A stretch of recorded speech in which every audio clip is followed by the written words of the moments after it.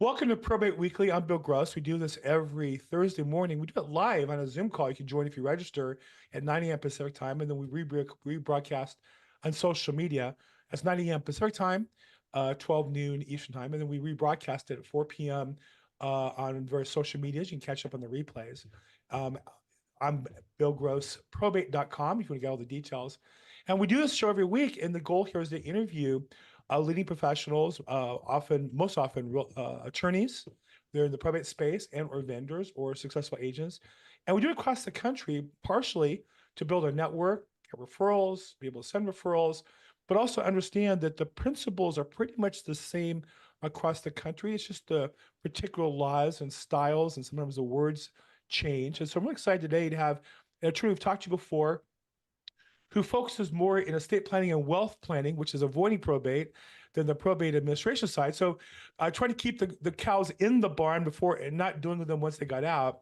And also exciting is she comes from the state of Missouri, which in addition to being the Missouri, the show me state and all that, happens to be the center of the universe of this real estate commission law that I don't know that she's really involved in personally, but it certainly is in her state. We'll talk about that. Look at that smile.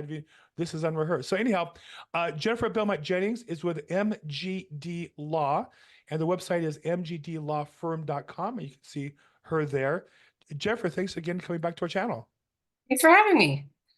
So you smile a little bit. I know you're in Missouri. What part of Missouri are you in? And tell me about, do you have any relation with the Ketchum Law Firm or this NAR settlement that really comes, people don't really realize it comes from one judge, one jury, one lawsuit in one city, St. Louis, Missouri, that's affecting the whole real estate industry.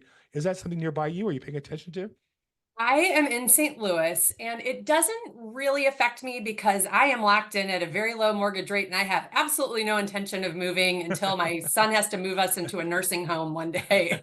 But no, but I am familiar with it. My parents are in the process of, they're under contract with the house, and they got in just in time before the new, regulation went into effect. But I have been reading lots of chatter on it, and it's very interesting. And I don't know how I feel about it personally. I mean, I haven't had to do it yet, but it's interesting to see the chatter on Twitter or X on real estate agents and legal professionals about it. It is interesting that here you are, an attorney, which means doesn't mean you know anything in particular about this area, but theoretically you follow the news with a little more professional approach than most, and you're happy they got in before the change, but theoretically the change is meant to protect them. And so it's just this interesting dynamic where people want to avoid the drama of this transition rather than saying, oh, we're glad we waited until this new law went into this new settlement went into effect that protects us. Nobody's saying that. Nobody, buyers are saying that, sellers are saying that. The whole thing is just a big mess, and I cover that in my podcast. But it's just interesting that you're actually, I think it's very common that the idea that this isn't good, it doesn't really help anybody other than the attorneys collecting on the settlement. And I guess their neighbors are yours, and hopefully they'll pay a lot of state taxes, and it will help your state government, I guess. Yeah. And I think people just don't know how it's really going to work. And every Yeah. state's different. Like Missouri, we don't use attorneys usually for real estate things. Like I know in New York, everyone's like, I need a real estate attorney. I'm buying a house. We don't really do that here unless you were doing some big deal. I think it's just the confusion over it. And I think when you're a buyer, like you prefer if the seller is having to cover, all of the commission on everything, and you're Right. not. But I think it is interesting. It's going to be to see the agreements that come out, because I think there's a lot of confusion, and you've got real estate agents who are insisting that people don't necessarily want to sign a long-term contract with an agent, and people don't always read the fine print. I think we know that by now. I mean, when Yeah. you get locked into something, and I've seen, agents who won't release people from these agreements. And so I think it's just going to take a little bit of time to see how this really plays out, because I think we always know that whenever something comes out to protect people, that's designed to protect people, I mean, yes, it does on some level, but it doesn't mean it protects everybody, and it doesn't mean everybody does everything exactly the same way and gets that the same benefits, right? There's always somebody that loses when you do this kind of thing. So Well, in general, when the government is trying to help us, it ends up with the unintended consequences that worse than the help. That's a the general Secure political Act, philosophy. Yeah, yeah. lots of different laws that comes into play. Just fascinating to have somebody who's obviously a sophisticated attorney, and the reaction from a consumer perspective, right? This isn't your area of expertise, so no expects you to really follow the case law in particular. But I think your reaction is very common that, the uncertainty is sounds worse than the problem they purport to solve. And it's just interesting that you're in St. Louis, where that's ground center of this nuclear bomb that went off that affects our industry. But let's get to you and what you do. You're an attorney that focuses in estate planning and wealth planning. And so, part of that's going to be avoiding the legal quagmire of probate, avoiding the legal quagmire of guardianships and or conservatorships, as well as, minimizing taxes, I imagine, and making efficient the transitions. What's the most common problem that causes people to come to you to say, hey, I need an estate plan, or I need to review what we have going on here?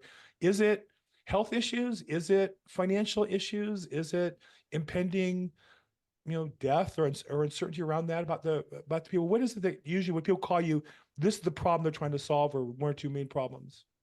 We definitely get the I have a health issue calls a lot. People put it off until they realize, oh, wait, I am not invincible, and my time may be up at some point.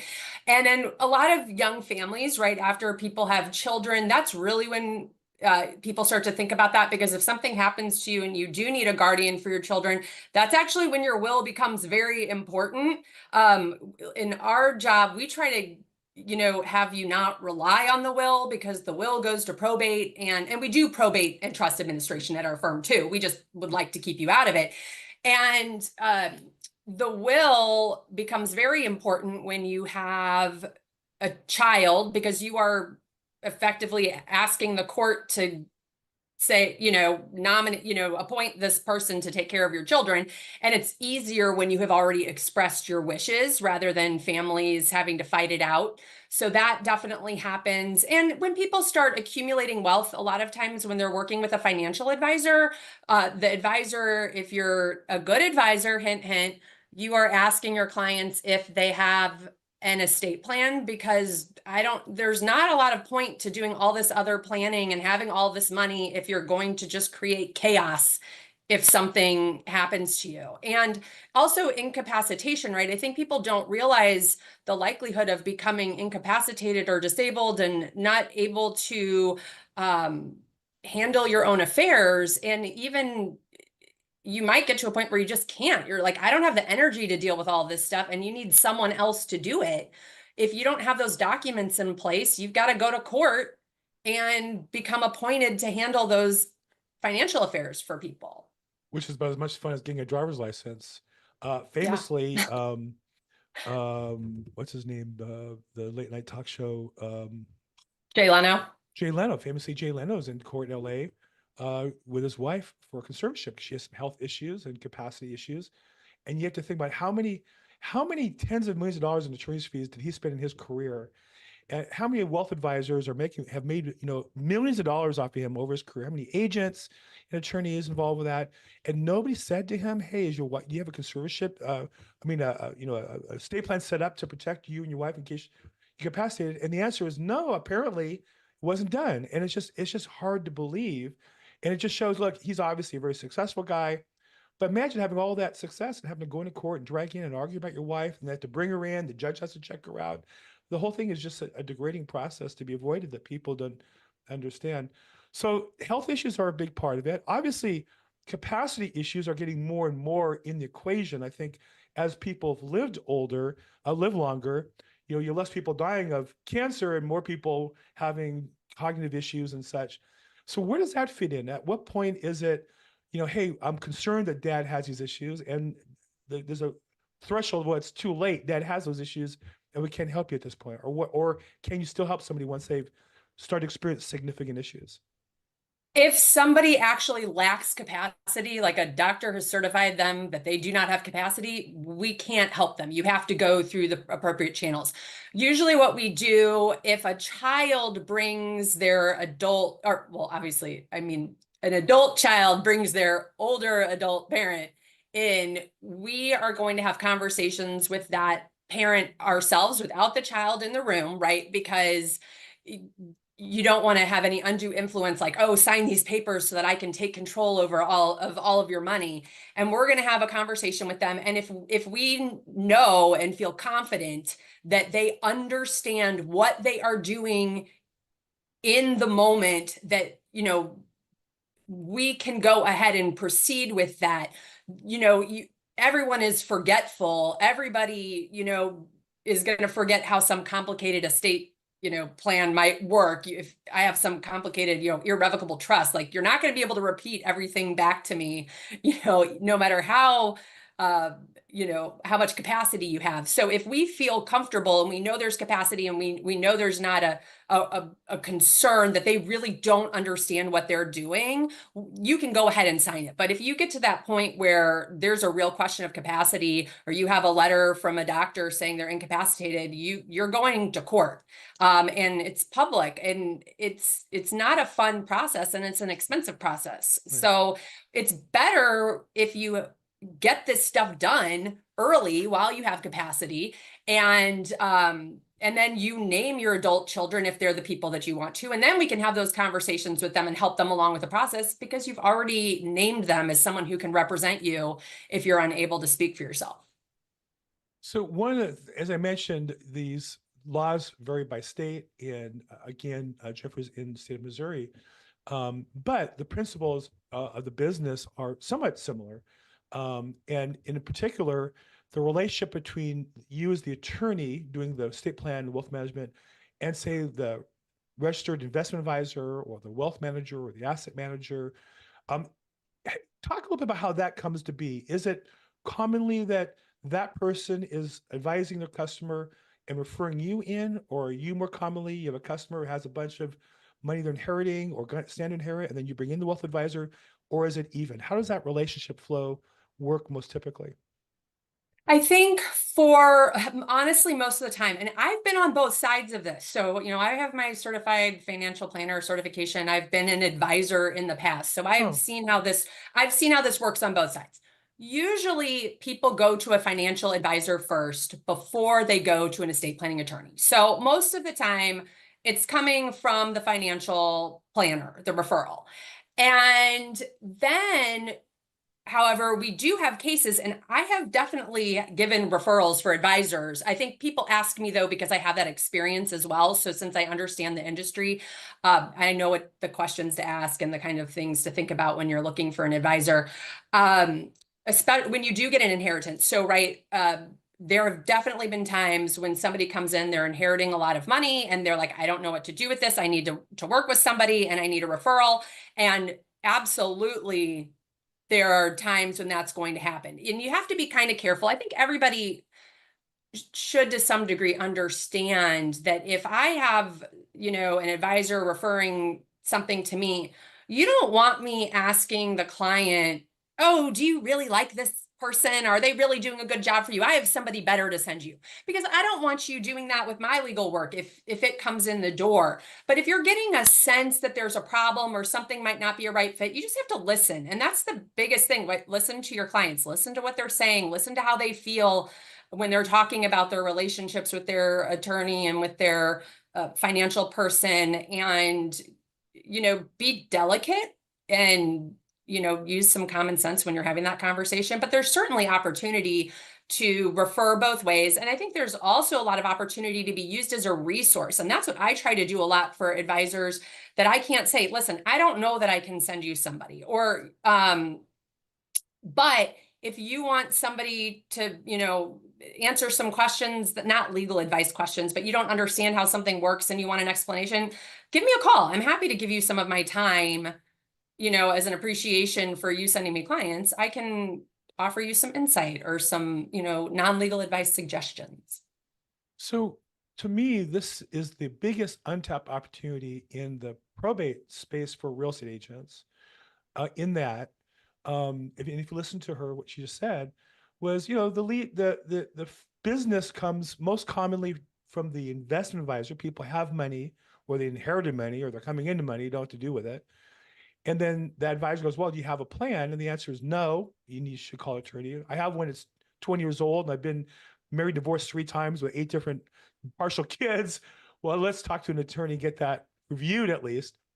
But I think as real estate agents, so that we also should be ahead of the care because there's nobody in California for sure who should own a home that doesn't have some kind of plan. And I would say, generally speaking, there's nobody who should be married and or have children, young minor children, and not have some sort of plan in case something happens to them. And we know the answer to that. Typically, an attorney like Jennifer is not going to go into public records and see how they hold title on their property. But we as realtors subscribe this service to the MLS and know how they take title. And so it's really important, I think, for us to be familiar with these topics so that we can open the conversation with our customer. And when we discover, no, they don't have a plan. And then you might also ask the question, do you have an investment advisor? Personally, I had all my money with, one of the consumer facing organizations, Vanguard, and I wasn't doing very well with it. And when I had the conversation, in my case, with my accountant, all of a sudden I'm getting better return and feeling better about what I have in those kind of stocks and bonds types of things. So let's talk a little bit about that, Jennifer. Obviously you don't be inundated with realtors saying, hey, I have a customer, they should have an estate plan, because there's certain plans you do. Some people are more budget focused and don't really fall into what you want. So what's the best way for a real estate agent who might have a client who has an inquiry to bring them to you? Do you do a webinar? Do you have events you do? Do you like to do phone calls? Do you have an intake sheet? What's the best way? I'm a real estate agent. I have a client. They own a house worth whatever an average house is in St. Louis, $800,000. They don't have a plan of any sort. They think they might need one. Like most customers, they may dilly-dally around for years before they get it. I don't want to waste your time, but I do want to give you a chance at it. What's the best way to vet that business or bring it to you? First off, I'm always happy to vet the business myself, right? If you think you have somebody who needs an estate plan, I am happy to talk to them or communicate via email. I mean, we can do a lot of things. I mean, we do simple plans for people who are sort of the, hey, we'll see you back in, 5 years or if something big happens, all the way to multi-generational, complex, estate and gift tax, kind of stuff. So, most people are going to be somebody we can help unless you're, I mean, not nice or something. We don't want to work with you if you're going to be rude and mean and complain all the time. You don't want to pay your bill. But I think that it's a great thing for real estate agents when you're buying the house to ask the client, because you're right. I mean, how is this house going to be titled? Are they doing a beneficiary deed at that time? Are they going to transfer it into their trust at that time? Those are really important questions that should be asked. And I do seminars and webinars and talk to people, and I'm happy to field those questions. And if I can't help, I know a lot of people, and I'm always happy to give out a few names of people that I think could be helpful if I'm not the right fit for somebody. But I definitely think that the real estate agent is in a unique position because you're kind of going through all the stuff, with the finances, getting an idea of what's going on with the lender. And it's a great opportunity to get to know your clients a little bit better and provide them a little extra service by saying, hey, you want to make sure that this house, gets where it needs to go and it done the easy way. Like I don't know how it is in California, but there are methods to transfer your home without necessarily having to go through probate. However, this is the big however. You've got to remember you deal with title companies, right? Correct. So title companies who are ensuring the chain of title might not care if you didn't have that fancy process, if they're in some handshake, everybody knows everybody town. But if you're in a city, they might be like, oh, heck no, we need the stamp that, this person was authorized to sell this property. They were authorized to do it. It's like, why even take the chance, if you don't have to? Well, so we're coming right back to that, but real quick, just some housekeeping for those who've jumped into the call. This is Probate Weekly. We do this every Thursday morning live at 9 a.m. You can register at probateweekly.com. Just give us your address and we'd be glad to sign you up. That's all you have to do, probateweekly.com. And if while you're there, scroll down, you can watch us on audio format. I just discovered over 11,000 plays on Spotify, fascinating number. or past Okay. episodes on YouTube. You can go there as well. We also continue the conversation on Facebook. We have a Facebook group called Probate Weekly. We have over 4,000 members there, just over. And you can ask questions. You can post your probate related content there, post questions for referrals outbound, looking for referrals inbound where you do business. Love to have you participate there. Our guest today is Jennifer Belmont Jennings, and she's an attorney with MGD Law, mgdlawfirm.com. And if you go to the team, you'll see a picture of her smiling face, and you have all the details as well as her social media. And so I think the purpose of the call today, I have a good friend, Justin Stoddard, who is a colleague of mine, and he has a great program that agents might want to check into, Pro Insight, which is like a referrals network, as well as teaching how to work with investment advisors. But I think one of the things that when I set up this call with Jennifer, I would love every agent on this call to do a couple of things. One, follow on social media estate planning and wealth planning attorneys like Jennifer, if not Jennifer, and her links are on her page, because they're going to give you content that you then should be taking to your clients. And I believe all of us should have two things we take to every client, which is one, avoid probate with a proper plan. And two, if you're in probate, here's something that might help you minimize the pain or minimize the costs along the way. And the other thing would be, as you talk to your past clients, to ask them or to note in public records, do they have a plan?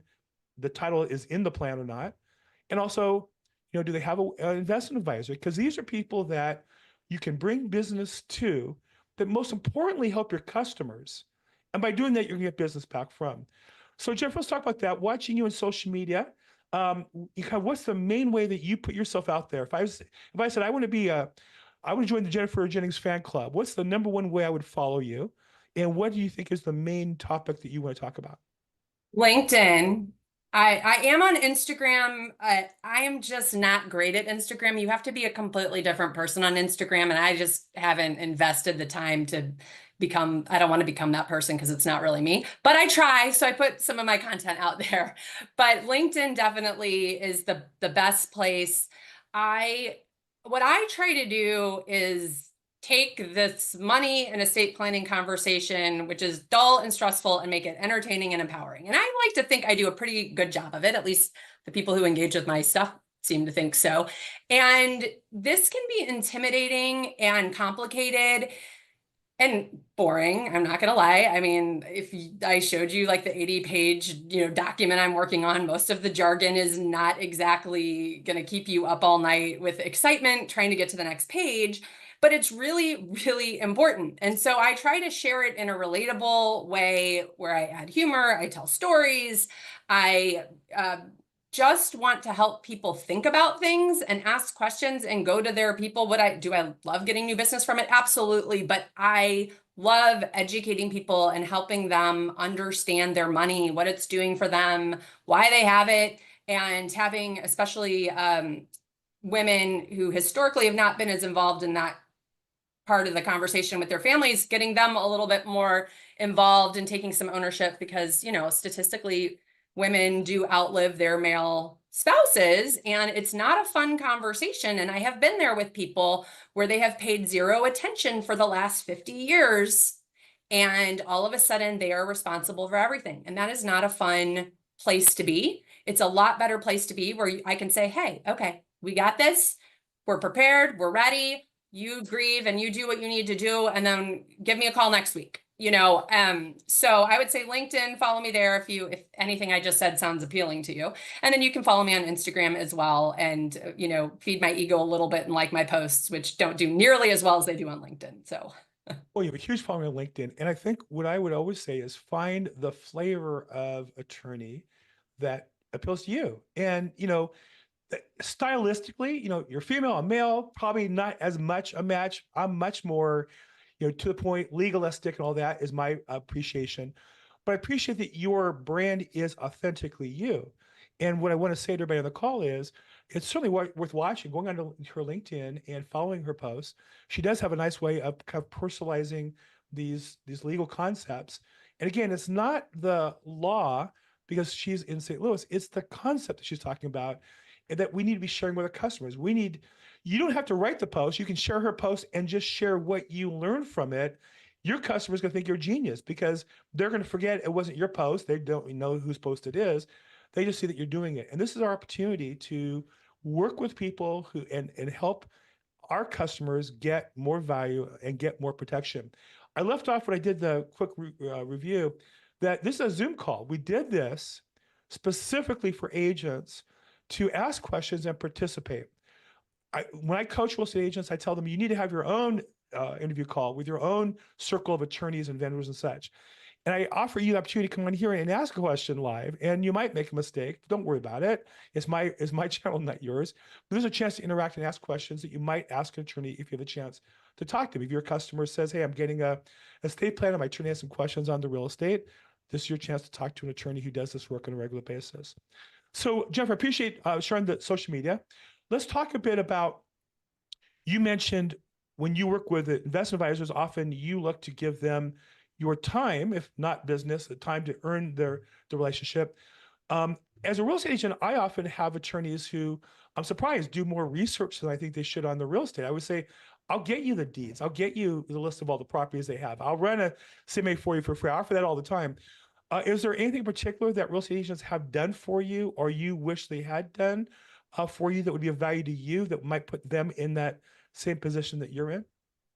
Oh, I mean, I think that's great if you want to run all of that stuff, because otherwise, if you're doing it, we're having to run it and pull the deeds, and then we pay the whatever $10 or $15 and then charge you for it. And so I think what's really important with that is communication. It's how are you going to work together from the get-go? And so if you bring somebody, you can say, "Hey, I'm happy to get XYZ for you and do these few things if it'll be helpful."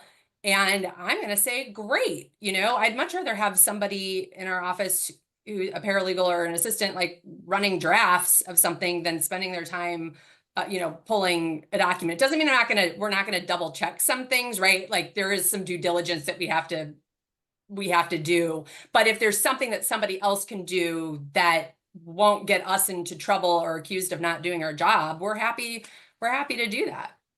And so for those of you on the call, I'll just say I regularly offer attorneys, I'll pull public record data. If they have a client with portfolio, I'll go in and search the portfolio in multiple counties and show them give an exhaustive list of what's there. For customers in probate, I actually check the probate notes in the case access online regularly, and we'll send that to the customer. Now, if the attorney refers me, that's a little touchy. I'll say to the attorney, "Do you want me to send that to you?" Because sometimes they're getting their email and they're not as up on it as I am. I'm a real estate agent. We operate in realtor time. Attorneys tend to operate in when they get a phone call, they'll call you back within a week, right? And that's like, okay.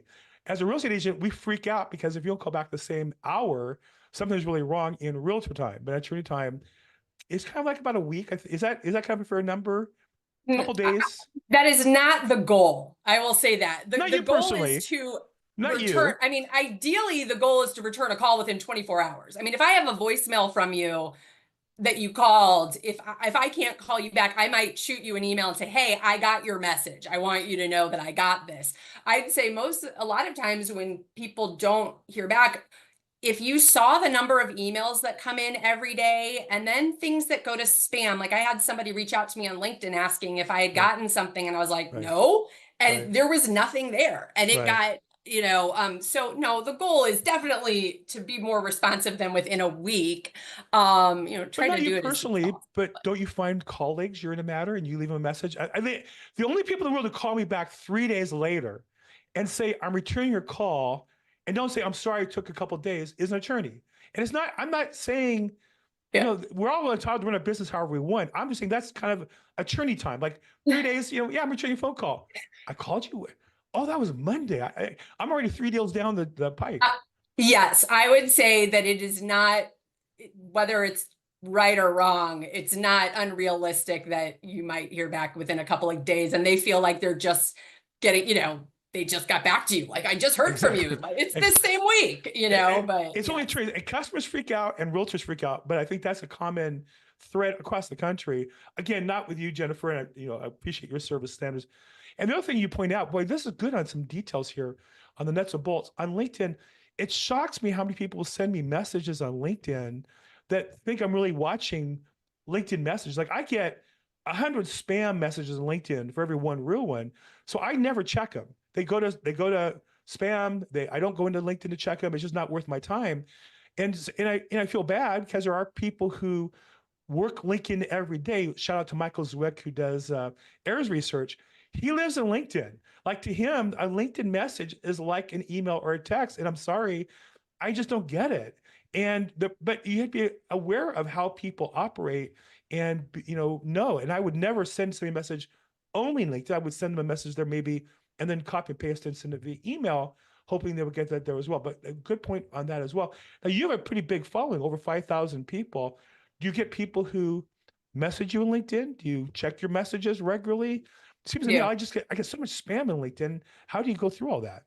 I'm on LinkedIn every day. I probably a little too much. Like some days I have to say to myself, okay, today is not a LinkedIn day. This is a like I actually need to get some stuff done so I can make some money day.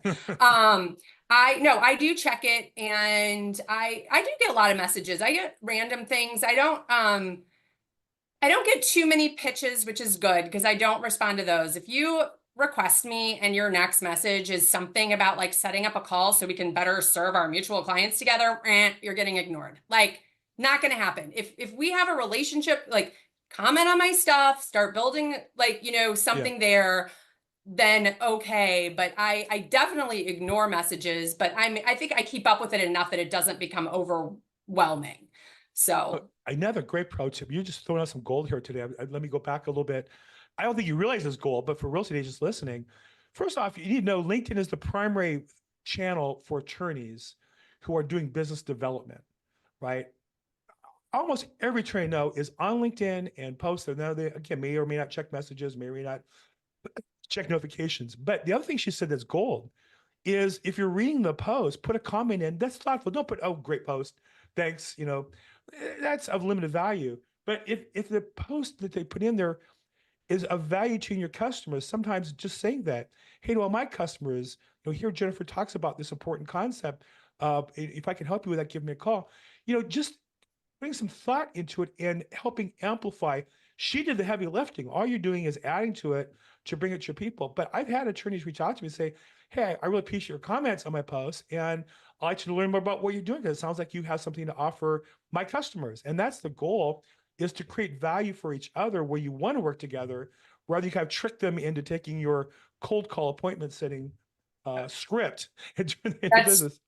very true. And I think the thing that's important to note is that we notice, right? I have given out a lot of referrals um, from the relationships that I have built on LinkedIn. Like sometimes I have to say, like, listen, I've not seen their actual whatever work. Do your due diligence, but this is a name that I know of, somebody that I've interacted with a lot. And when you are providing value, I mean, don't go hijack somebody else's post, but you're just Right. providing some nuggets of value that shows that you care about Yeah. what you're reading, you care about your clients, and you're commenting, and you start to build this relationship. People notice, I notice. And then when I have somebody, I'm in these lawyer mom groups, like I'm like 6,000 Peloton law moms. Okay. Like we're always asking questions, referrals. Does anybody know anybody for this or that? I will be like, oh my gosh, wait, there's somebody on LinkedIn that I know that I've done this a couple of times, and I can give their name out. Right. Or I might initiate a call and say, hey, I've had a couple things come up that I think you might be helpful for. Can we grab a Zoom coffee? But the cold pitching and calling is just not the way to do it. At least not with me, and at least not with most people. It's not, it's just, I don't know, it's self-serving, and I'm not interested in that. And another piece of gold, again, just to kind of dissect what she's saying for those watching, is like she mentioned that she really connects with people in the lawyer mom group, right? Well, I'm never going to get in that group. I mean, I guess these days I can identify as a lawyer mom, but it's just not my vibe. But for those of you who are, certainly if you're an attorney, you want to hang out there for sure with her. But just understand that my guess is she's in other similar groups elsewhere.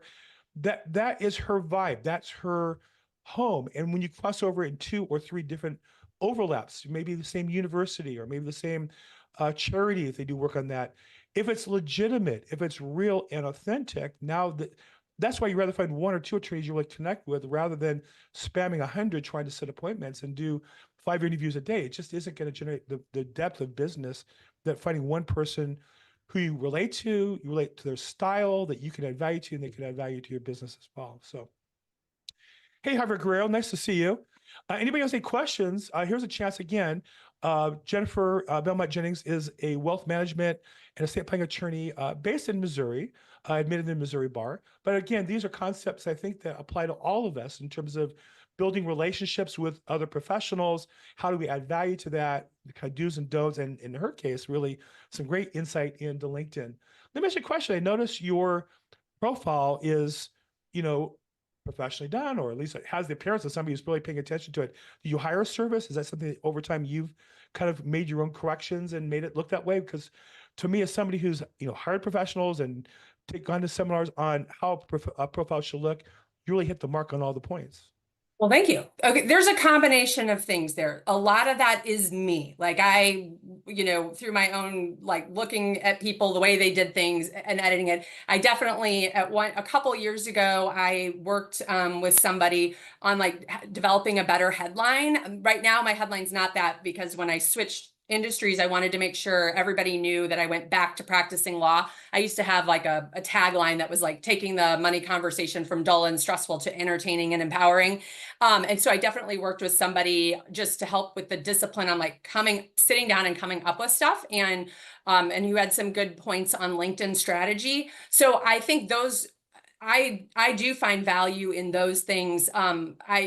My ability to tell stories though, and what I post, like that's me. I mean, you can't fake that or learn that. You're you or you're not you. And so I think it's always good to look at people who do LinkedIn well and see, what they're doing. And then if you want some help, there are a couple of great, I don't want to name names because I actually know a bunch of really good LinkedIn coaches that are out there. You probably, if you're following me, you're going to see me commenting on their posts. You'll figure out who they are. But there are a lot of people who can definitely help you learn how to navigate it. But I think the one piece of free advice I can give you is that it all starts with the comments. You can have the most brilliant content, the best professional profile picture, the fanciest resume, and it does not matter if you are not engaging with other people. I used to have some posts when I first started posting a little bit more in the beginning of COVID, that they were getting like some views. It was like, okay. And maybe like, like my dad liked it and a couple people or whatever. But when I read this book called Networked, it was written by women lawyers who got really dove into LinkedIn during the pandemic. I really learned how important and valuable commenting was. And that's how I really started getting to know people, was just taking that risk. It's scary, right? This is a stranger. They're a second-degree connection. I'm going to try to add value. When I started doing that, that's when my following kind of started going. That's when people started commenting on my posts and engaging on my things. And so if you go out and you give more than you try to take, you will see value in that. And also, I was going to mention, you mentioned sharing other people's posts. That does not work. You do not get traction for that. You are much better off adding a comment to somebody else's post. That's what will get it through your network, that somebody will see that you did that, more so than if you share it and write your own post. I don't know why, but LinkedIn just doesn't reward that. And I've done it a few times, and they never do as well. But when you add value to somebody else's content and you take the time to give more, you will get back. I mean, don't do it to give, but it's not going to happen unless you're Adam Grant, right? Who like takes a screenshot of his tweet and like 8 million people like it. So, well, I certainly don't, not to argue, but I think just to clarify a little bit of my comment, the reason to share the post is to share it with my audience that I want to educate your post. Commenting will get some of that as well, and also go through your population. But I think, again, the key thing is my goal, rather than ingratiate myself to somebody who's posting the content, is to educate my following, and using your post, if it's educational, to educate them on the issue you have. Or if you have an upcoming webinar or upcoming event, I want to share that with my audience so that they get the benefit of the content. And I think, and that makes sense from a logical standpoint, 100%. It's that LinkedIn and their algorithm does not Correct. reward that for you. So you Correct. can do it and it'll be Right. on your page if Right. somebody goes to your page. Right. But statistically, more of your network will see the value that you add through a comment on the original post than your network will see Right. if you share that post through your feed, because that, like, LinkedIn just doesn't push that out. I have no idea why. It does not make any sense. So if you Yeah. want it on your page, Yeah. absolutely. Yeah. But people will have to go to you to see it more so. It just doesn't, it's just, you'll, it just, I don't know why they do it that way, but Sure, it's there's some deep psychological reason they figured it out. probably just because they're out to get us all. I don't know. I Exactly. like the victim mentality for that one. So Exactly. I'm with you. I'm, United Conspiracy Nut if it's all true. That's kind of how I look at things. Is all these conspiracies turned out to be true in my experience. Okay. What the last thing I want to talk about on my list was on your LinkedIn, you have philanthropic leader. And I know that one of the key opportunities that is overlooked by real estate agents, but I think is and we all participate in it without paying attention, is the chance of philanthropy that we actually participate in. Now, I'm not saying is call every charity in town and tell them that you want to help them and you want to list all their real estate. But I think all of us have one that is our life's mission or that we're involved with, that we help them, we raise money. And, I know from being a leader in my local religious community that one way that helps build long-term financial success for organizations is getting involved in estate planning with the key supporters. There are people who have a lot of money and they're going to pass and leave a lot of money somewhere, and they would like to know that some of that's going to go to their church or their synagogue or their favorite pet charity or their favorite medical charity, and their organizations have kind of set up a streamlined process to put that together. So tell me a little bit about how you got involved in, well, first off, do you have any particular philanthropy that you like to present or pitch or promote? And the second, how do you work that into your business, or does it get worked into your business? So, I'm on the board of directors for a few nonprofits. I think I've listed them in my profile, like the Fathers and Family Support Center and the Youth Bridge Community Foundation and the Rooted Sisters. And I think, well, once you get on one board, right, and people find out, oh, like maybe we should ask her to be to be on something. And you do have to remember these take time. So you want to believe in whatever it is that you're willing to volunteer for, because I'm on like the PR committee for this one and I'm doing this for that, or I was helping with a situation with this one. And so it does take some time and work. So you need to love the organization and Right. the mission that you're getting involved in. And I definitely would say for real estate agents, right? Um, that's a really helpful area. Boards are always looking for people with different skill sets, and I have been involved in several things that were where there were property purchases and redevelopment and all that, and we really relied on the people with that expertise to help navigate that process, because it's free work that in time and that you can help give the organization. And so I think that it's when you find some things that you love to do and you're a part of them, you're going to build relationships there and things will come up. People will remember that your name and they'll get to know you. And I think community involvement is important because that's really, well, it's valuable to a lot of people. So, I mean, I know I like working with people who care about the community that I live in. If you don't care, we're probably not going to be a great fit. It doesn't mean you have to give all of your time and money away to charity, but I think especially when you're working with people and their money and their finances and you find things that they love, to say, oh, have you ever thought about, um, get working with an attorney or your advisor on ways to give, your money to this charity or this, organization. I think there's great opportunities for that. Yeah, and I also think my first coach was Zig Ziglar, and he was a famous motivational teacher and coach and author. He said, "You can have anything you want in life if you help enough other people get what they want." And this is a tough one because on one hand, people hear, "Oh, I'll just get on a bunch of boards and get business." No, but if there's if it's an organization you're involved with, why not get into leadership and help create successful organization rather than be disappointed if not growing or not doing what you want? When you're leadership, you have a chance to kind of direct or have input in the direction of the organization. And along the way, showcase your skills. So it's natural that someone would come to you and say, "Well, gee, you did a great job on this. advising us on the real estate. You get paid as commission, but you advise us on buying the building or leasing the building, whatever, or you knew people. I'm looking to sell my house. Can you help me with that? That's a natural conversation when you've done the work already. I call that auditioning for the job for free. I'd much rather audition for a job by helping a organization I believe in than having, 5 home sellers call me and interview me as one of 10 real estate agents. I don't really want to do a fashion show. But when people ask me, hey, if you did that, can you help me sell my house? That's the goal you want to put yourself into. And you don't get there by, surreptitiously getting on board. You get there by finding the 1 or 2 things you do in your life that are important to you: your school, your kids' school, your alma mater, your church, your synagogue, your cause, whatever that is, your political organization, whatever that is.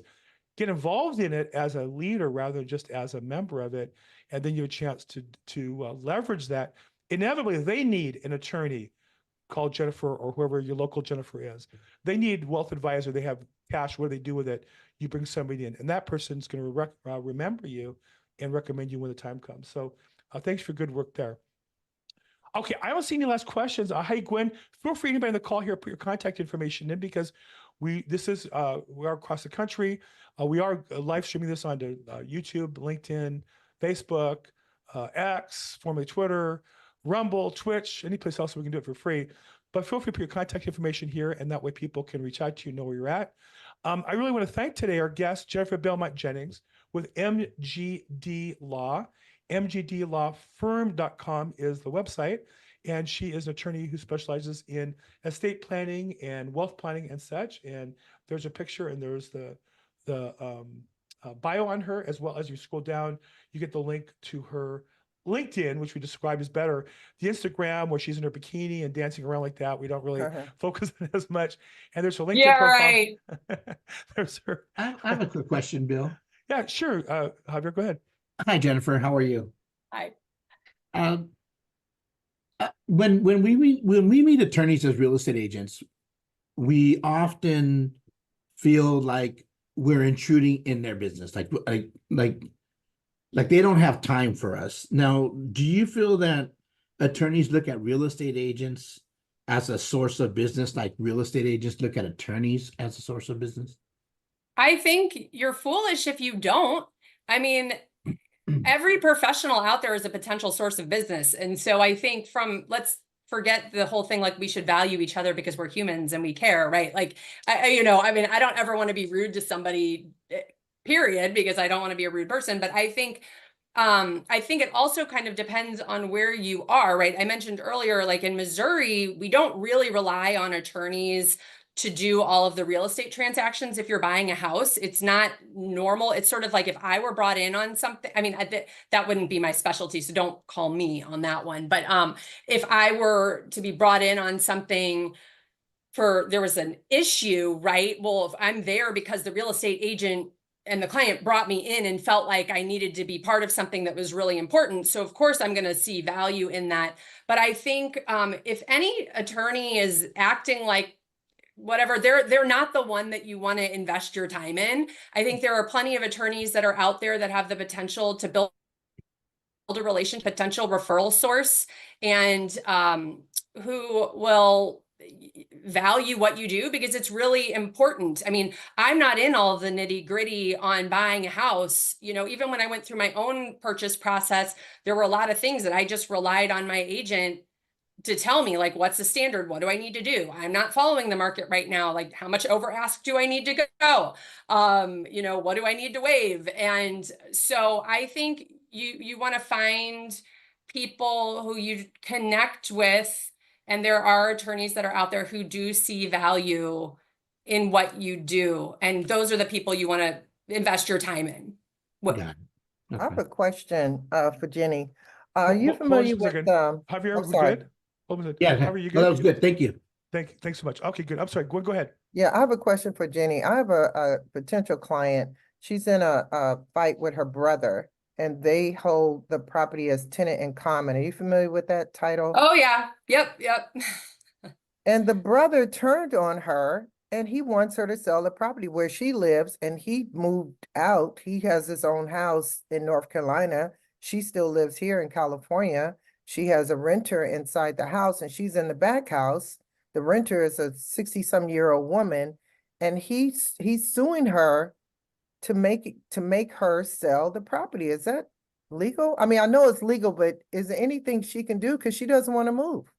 Yeah, I mean, that's where you've got to have a lawyer, and you have to go and you've got to negotiate and figure stuff out, right? I mean, it's all about whatever that judge is thinking on that day and whatever California law says, but it really is complicated when Yes. they each own half this property, and it's like, if you don't agree, well, you can't just sell half your property to somebody, because it's not worth, I mean, I guess you could technically, right, if you were going to do some partnership type thing, but typically speaking, I own a property with my brother as tenants in common, and I want out. I mean, either he's got to cough up the money to buy me out of my share, or we both have to sell. And if that, you go to, you can go to court, but it's like, but what good does that do? Because like, who's going to just buy my half from me off the street? They probably want the whole house. So Exactly. And he's forcing her to sell the whole house.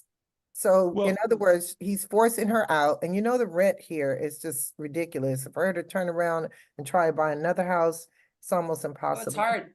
Yeah, no, she's going to have to It's get an pricey. attorney to see how to negotiate it.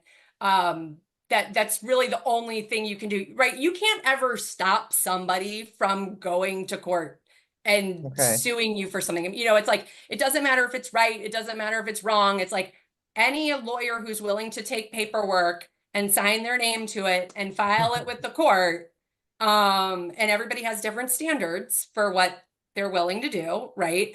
Can get something going that requires you to answer and go to court. So it does happen. So it's not a thing. I just have It's no really idea how. pathetic. He put a would work lien out on out the there. house with the attorney put a line of credit on the house on his behalf. And the sister, she just doesn't have the money to Oh. muster up to get an attorney and all this sort of thing. So There could be legal aid out there, like Mhm. to call legal aid for something like this. I know there are some philanthropic they legal do. organizations out in California Maybe, that might be able to maybe help. pro bono or something. I don't know. There could be somebody. I would not be your person, but but no, I mean, that's the kind of thing that I would check into some of the philanthropy, the legal community out there and It's see. really tough. It's It's very sad. tough. Maybe especially you when and I it could talk comes to offline too. residential property. This area you. in this area in California is a little unique. We have partition actions, and I know I interviewed an attorney recently who specializes in this. It's very common in probates because somebody dies and has two heirs, and they have two people own it. And so this is a common thing I'm involved with actually right now, listing property. There is a market for selling fractional interest, 50%, for example. Oh no. And there's also, and in some cases, anybody who has a partial interest has the right to force the sale under certain guidelines. So Gwen, I'd be glad to talk to you offline. I also have an Okay. attorney I might be able to refer to. And there are ways that sometimes you can advance some money from the sale to cover the attorney's fees if that's what's going to happen. So I'd be glad to talk about that. But again, that's an area that is unique by state.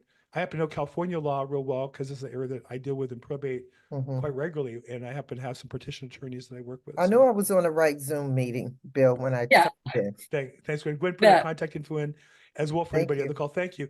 And also I see Barbara says she has an uncle in Kansas City. Just be aware, Kansas City is both in Kansas, but the bigger part's in Missouri, but just know it's in both states. So I'm not sure exactly how that works out with you. My best friend invests in Kansas City, Kansas, and avoids Kansas City, St. Louis. I'm sorry, avoids Kansas City, Missouri at all costs, for whatever reason, real estate wise as an investor, that's his play. So okay, that said, we're kind of at the end of the hour here. So Jennifer, again, thank you so much for your time. I really appreciate you educating us. I think also sharing with us kind of the insights of business.